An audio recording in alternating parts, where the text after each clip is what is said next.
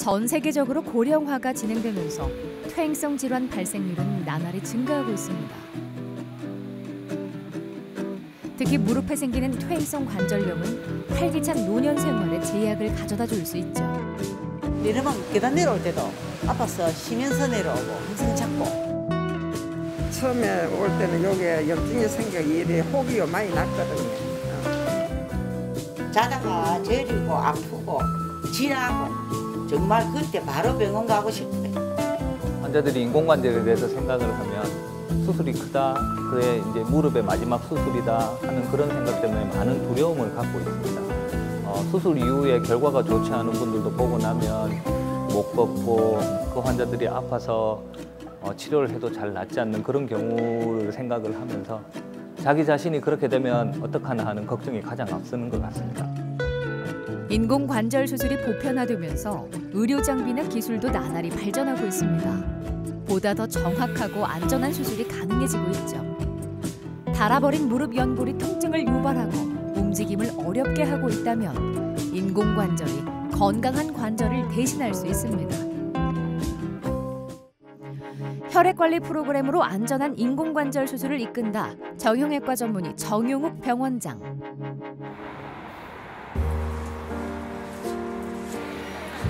중노년층에서 흔히 나타나는 퇴행성 관절염. 극심한 무릎 통증에 시달리면서도 수술만큼은 피하고 싶어 하는데요. 급산호하지만 수술하러 가대요. 난 수술을 안 한다 이랬지만 그러면 약을 한 묵보라고 하는데 약을 주더라고.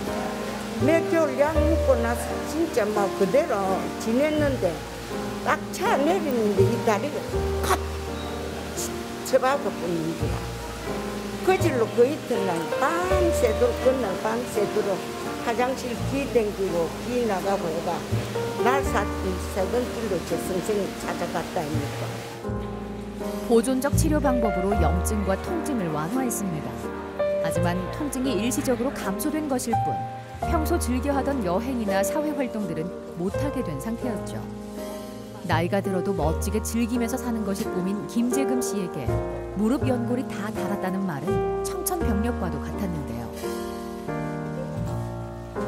오른쪽 무릎은 퇴행성 관절염 3기, 왼쪽은 4기인 상태였습니다.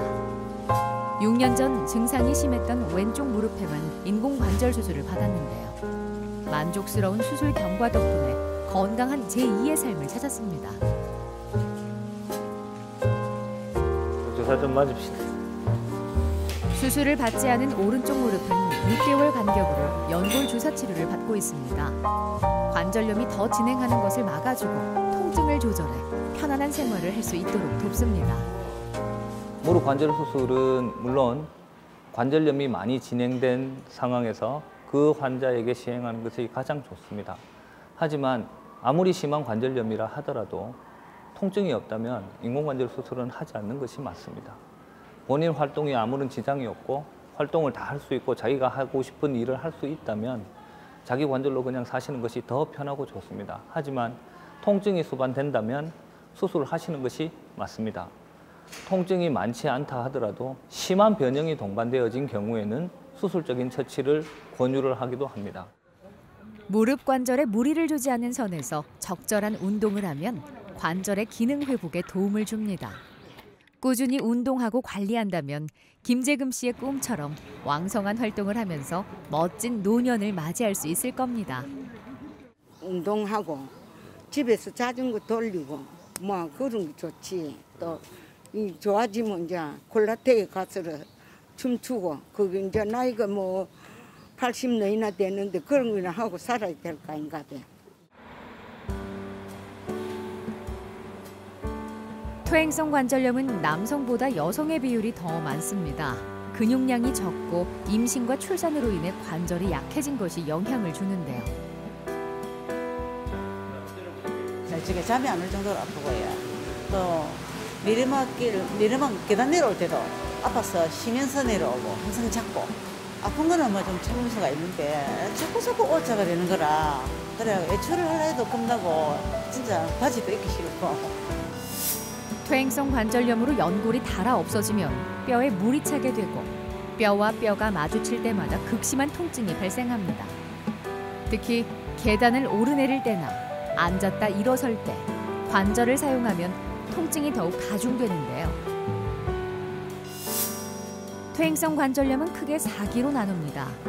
엑스레이상 이상은 없지만 통증이 있다면 1기, 연골에 미세한 굴곡이 나타나면 2기, 골극이 커지면서 연골의 반 이상이 닳았다면 3기, 뼈와 뼈가 맞닿는 상태는 4기로 봅니다. 우측 무릎 같은 경우는 심하게 변형이 동반된 관절염 4기, 말기 관절염이어서 다른 여타 방법이 없었기 때문에 인공관절을 시행을 하였고, 왼쪽 무릎 같은 경우는 관절염 3기였습니다. 비교적 젊은 나이에 관절염 3기인 환자에게 인공관절을 권유하기보다는 자기 관절을 살리면서 절골술을 시행을 하였고, 연골 재생 치료를 같이 시행을 하였습니다. 심한 골 손상이 있는 오른쪽 무릎은 인공관절 수술을 진행하고, 비교적 손상이 적은 왼쪽 무릎은 근위 경골 절골술과 연골 재생 치료를 진행했습니다. O자 형태로 진행되고 있던 내반 변형도 교정돼 가지런한 다리를 갖게 됐죠. 수술한 지 5년째가 되어갑니다. 양쪽 무릎은 좋은 경과를 유지하고 있는데요. 건강해진 무릎 덕분에 행복한 일상도 되찾았습니다. 생활하는데 아무 지장 없습니다. 너무 행복해요. 뭐 어디든지 뭐 어디 있고 뭐 오래 하고 싶고요. 너무 즐겁고 너무 행복합니다.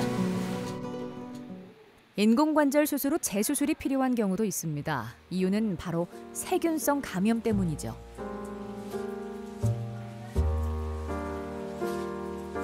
구름을 오기 잘 못 걷고 처음에 올 때는 여기에 염증이 생겨 이리 혹이 많이 났거든요. 빼내고 염증 치료해서 또 빼내고 관절 넣고 이랬거든요. 인공관절 수술을 받은 왼쪽 무릎은 만성 감염증이 생긴 데다 설상가상 오른쪽 무릎까지 악화돼 보행에 어려움을 느끼고 있었습니다. 8년 전쯤 왼쪽 무릎 인공관절을 시행했던 상태였습니다.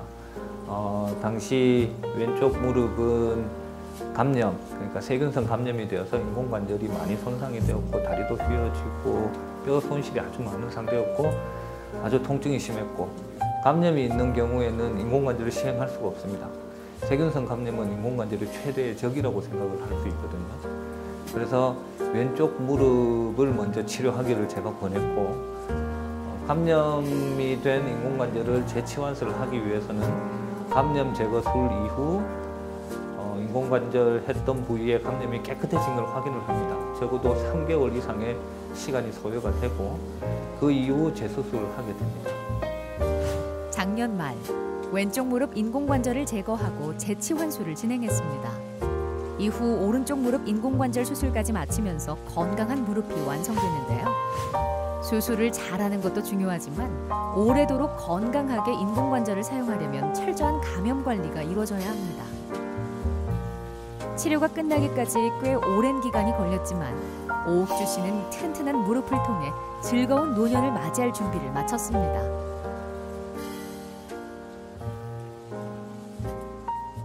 세상이 달 일이고 너무 행복해요. 좋아요. 너무 좋고 운동하러 다닙니다. 지금도 뭐 비오러도 다니고 사는 게 즐겁지.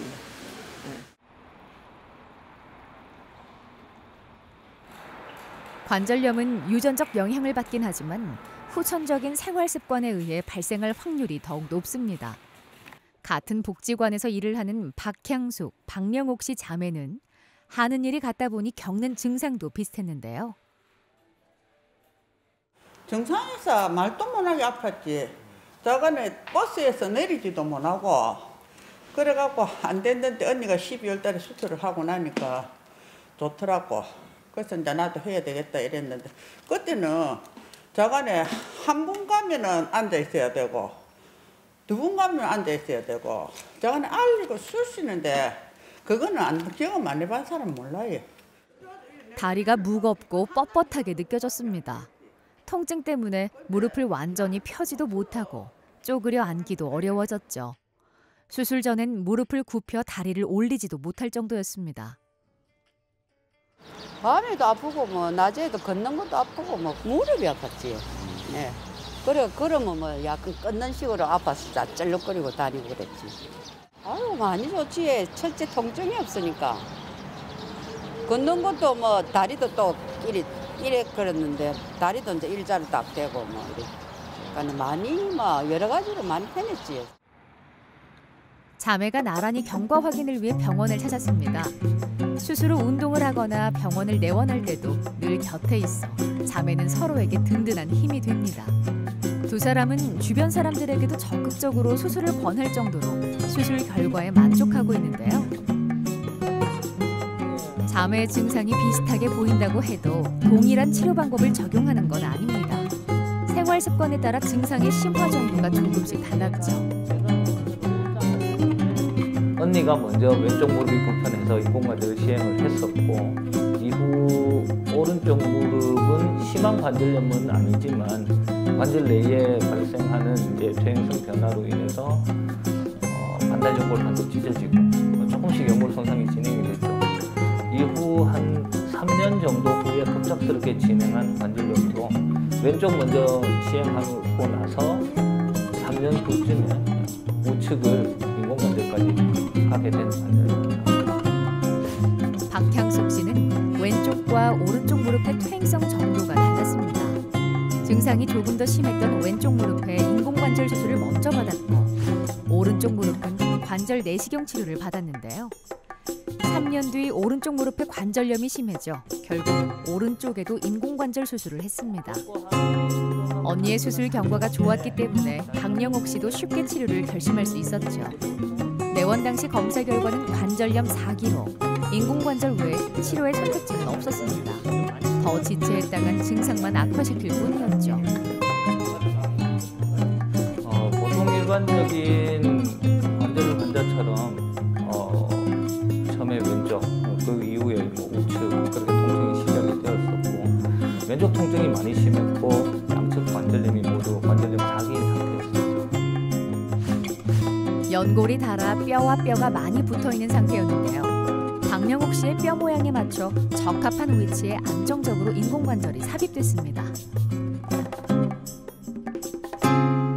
예쁜 다리를 만들고 반듯한 다리를 만들고 보여주기 좋은 그런 모양을 만드는 것도 중요하죠. 하지만 환자가 편할 수 있는 관절을 만드는 것, 그다음에 그 환자가 사용을 할 때 어떠한 형태가 가장 적절한 것인가, 이런 것들이 중요합니다. 그래서 이 환자가 한 번 수술을 하고 쓸 수 있는 기간을 늘려주는 것, 그다음에 환자가 활동을 하면서도 더 편하게 사용할 수 있도록 만드는 것, 그게 더 중요하다고 저는 생각합니다.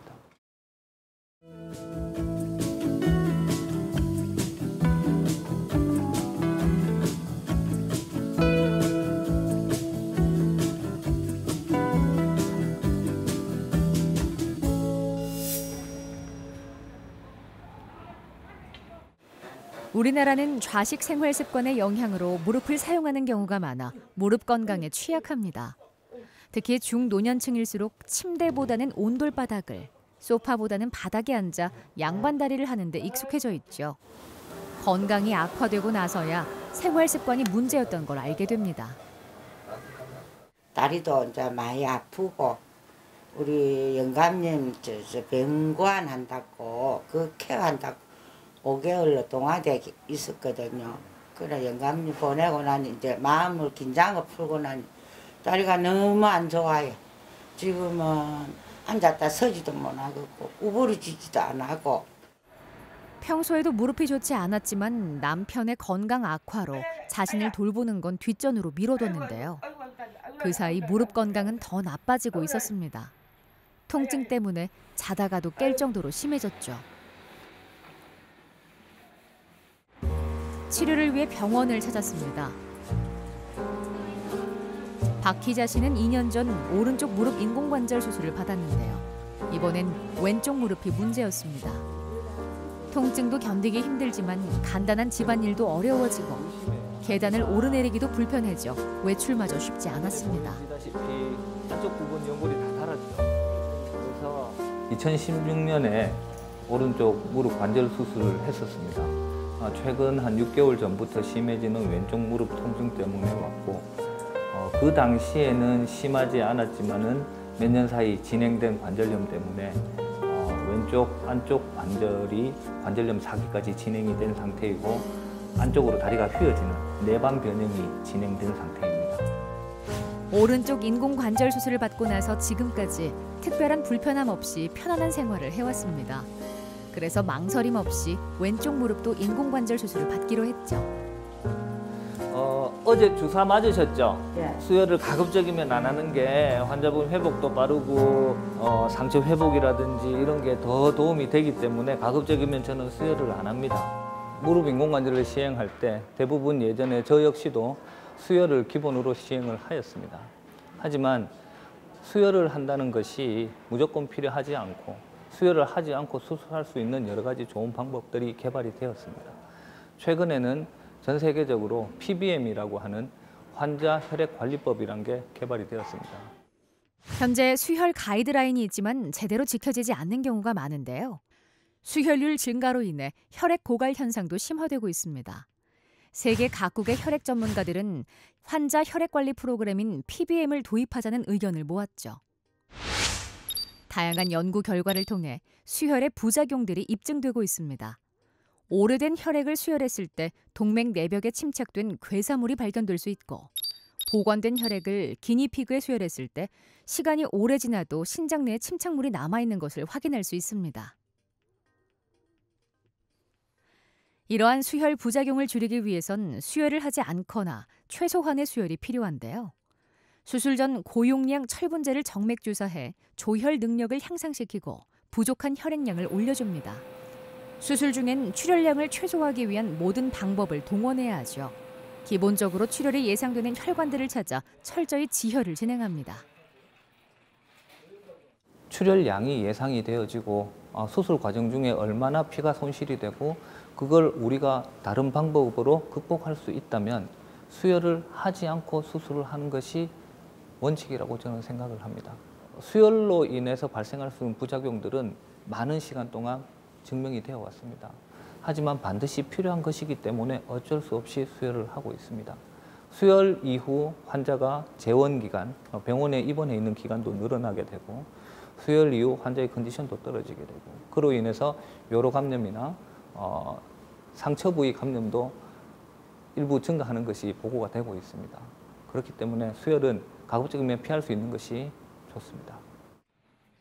박 기자 씨는 수혈을 하지 않고 인공관절 수술을 진행함으로써 면역 반응이나 감염에 대한 위험도 줄어 부작용에 대한 우려를 덜게 됐습니다. 뭐 다리만 많이 걸을 수 있으면 첫째는 할아버지 산소 가서 이제 경과 보고 할아버지 여보 내 수술 잘했어요. 이제 많이 좋아졌어요. 뭐 그거 하고 그럼 이제 아들 집에도 가보고 딸 집에도 가보고. 수술이 결정되면 초음파를 비롯한 다양한 검사를 통해 환자의 상태를 확인하는데요. 검사상 문제가 없으면 수술을 진행할 수 있습니다. 감염 예방을 위해 일회용 멸균 수술복을 착용하고 본격적인 인공관절 수술을 시작합니다. 먼저 문제가 되는 왼쪽 무릎 관절뼈와 염증 부위를 절제하고 인공 연골 삽입을 위해 손상된 연골 일부를 제거합니다. 지금까지 기본적인 뼈의 결삭이 끝이 났고요. 휘어졌던 다리가 펴지는 걸 확인합니다. 무릎 관절을 싸고 있는 내외측 인대의 균형을 잘 맞춰야 수술 후 움직임이 자연스럽고 통증도 줄어듭니다. 뼈의 결삭 과정과 관절의 밸런스를 맞추는 인대 조정 작업이 다 끝이 났습니다. 그래서 지금부터는 세척을 하고 인공관절을 뼈에 직접 삽입하는 과정만 남아 있습니다. 관절의 모양은 환자마다 다르기 때문에 환자의 뼈 모양에 맞춰 가장 적절한 위치에 인공관절을 삽입해야 하죠. 저희가 부를 때 이제 칵테일이라고 하는 건데 수술 후 나타나는 통증을 조절하고 지혈을 하는데도 도움이 됩니다. 최종 인공관절 삽입하기 전에는 글럽도 다시 바꿔 끼고 이런 과정들 세척하는 과정과 이런 과정은 감염을 줄이기 위한 모든 조치입니다. 인공관절 수술은 감염 관리가 치료 결과를 좌우한다고 할 정도로 철저한 관리가 필수입니다. 고리 시멘트를 이용해서 인공관절을 삽입을 한 다음에 고정을 해놓으면 10분에서 15분 사이에 이 고리 시멘트가 돌처럼 딱딱하게 붙습니다. 인공관절 뼈에 단단하게 부착되어서 평균적으로 한 15년 이상 사용을 할 수가 있습니다. 환자의 뼈와 인공관절이 잘 붙을 수 있도록 골 시멘트를 바르고 무릎 위아래에 인공관절을 삽입합니다.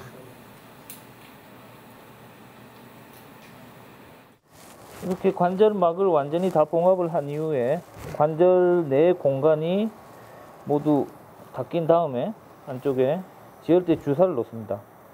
이 주사약이 수술 이후에 나올 수 있는 관절 내 출혈을 일시적으로 억제시킵니다. 그래서 초기에 가장 많이 출혈이 발생할 수 있는 것을 제어를 시키기 때문에 출혈량을 줄여서 수혈할 수 있는 위험성을 떨어뜨리는 거죠. 꼼꼼한 감염 관리를 통해 부작용이나 염증 없이 인공관절 수술을 마무리했습니다. 앞으로는 무릎 관절에 해로운 양반다리나 좌식 습관은 자제하고 가벼운 운동으로 다리 근육을 강화해야 합니다. 인공관절 이후에 다리 힘이 부족한 상태에서 욕심이 앞서서 넘어지거나 해서 인공물 주변 골절이라든지 대퇴골 골절 등을 겪는 환자분들이 많이 있어요. 그런 걸 겪지 않으려면 가르쳐 드리는 대로 사두근 운동 등 무릎 관절 주변에 힘을 충분히 기른 다음에 그 이후에 운동도 시작하고 하셔야 됩니다. 무릎 건강이 악화되면 걷고 움직이는 기본적인 활동부터 취미 생활과 스포츠 활동까지 모든 일상이 멈춰버립니다. 노년의 삶의 질은 무릎 건강이 좌우한다고 해도 과언이 아닐 정도인데요. 인공관절과 함께 행복하고 멋진 노년기를 만들어 보시는 건 어떨까요? 저도 수술을 하고는 있지만 저도 당하고 싶은 수술은 아닙니다. 환자분들이 무릎이 통증이 심하고 말기 관절염이 있는 상태다. 하지만 그렇게 통증이 심하지 않고 내가 다니고 활동하는 부분은 다 할 수 있는 상태라면 굳이 수술 안 하셔도 돼요. 가볍게 약 드시고 가볍게 주사도 드시고. 하지만 나의 일상생활이 이 무릎으로 인해서 많이 해를 입고 사용하기가 불편하다면 빨리 수술 받으시고 빨리 회복하셔서 더 즐거운 인생을 사시기를 바랍니다.